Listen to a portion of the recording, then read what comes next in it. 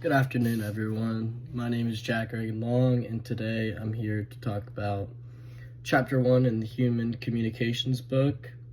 Chapter 1 is based off of communications actually being a life skill rather than just an academic framework for success. I used to think communications was about being persuasive and speaking clearly to your audience. However, I've learned that communications is a everyday skill that requires practice, adaptability, and awareness. Adaptability is all about how to adapt to your audience and how your audience is going to see you ultimately. And practice is you have to continue practicing your speeches, and you have to continue practicing what you say, and you have to continue practicing your everyday words in order to make sure that you are understood and heard by what your audience is. I've also learned that communication is not a natural born talent. You're not born with a talent to go speak in front of 100 people or in front of 5 people.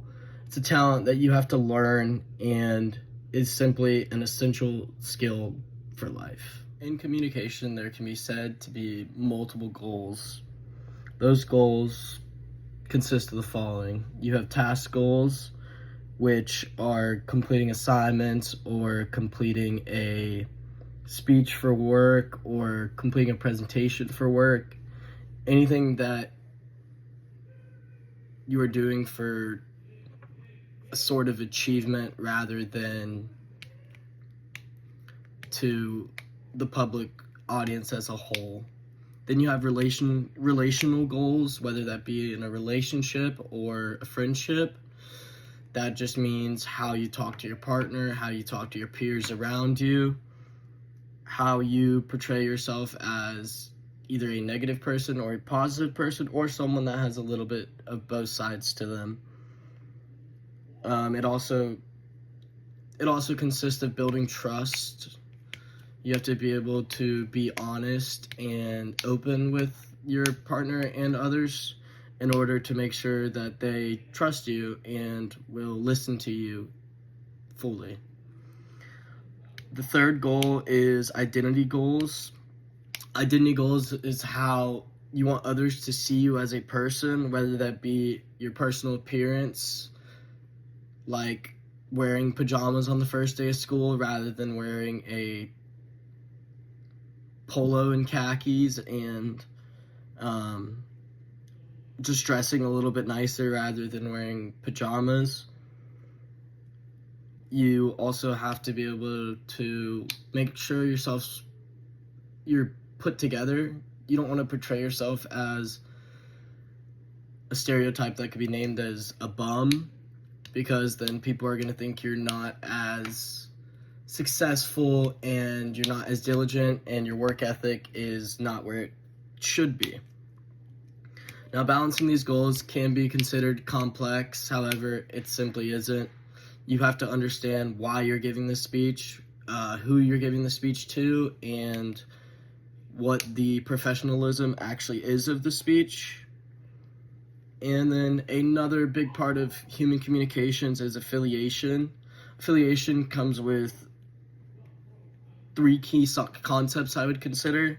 I would say encouragement. That means just being there to encourage your peers around you and actively listening to them rather than you talking over them and not letting them say what they need to say.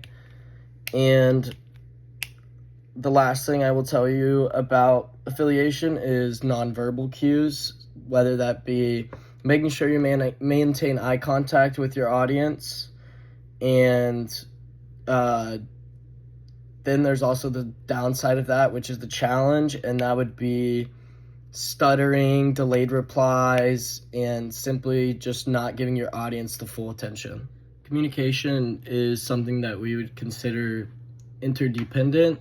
That means it's a two-way process. There's different levels to it. You have being able to communicate on a social level when that's like a informal type of communication when that's talking to your friends or talking to a group. You also have more of a formal communication, whether that be you're at work, giving instructions, and portraying yourself as more an authoritative figure rather than just a friend. In communications, you also have to take in account ethics and how you speak and how you're ethically portrayed, whether that be certain phrases you use that aren't acceptable in some cultures and are acceptable in others. You have to take into effect social and cultural norms.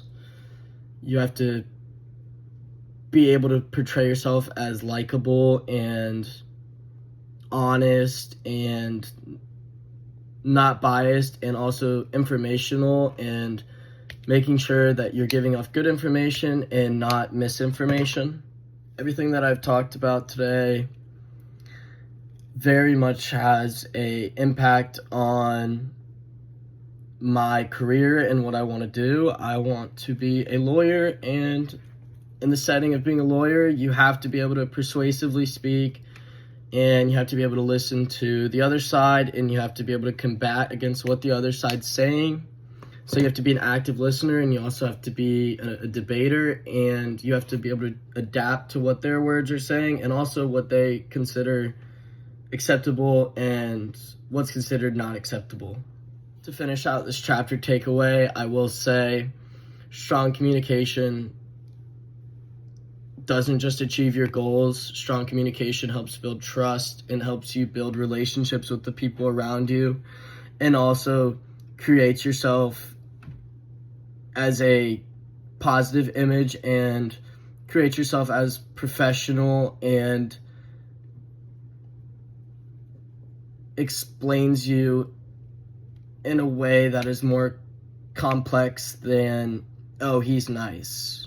You're able to explain yourself as, oh, he actually knows information and knows what he's talking about and is also able to adapt to what I'm talking about and meets those 3 goals that we talked about.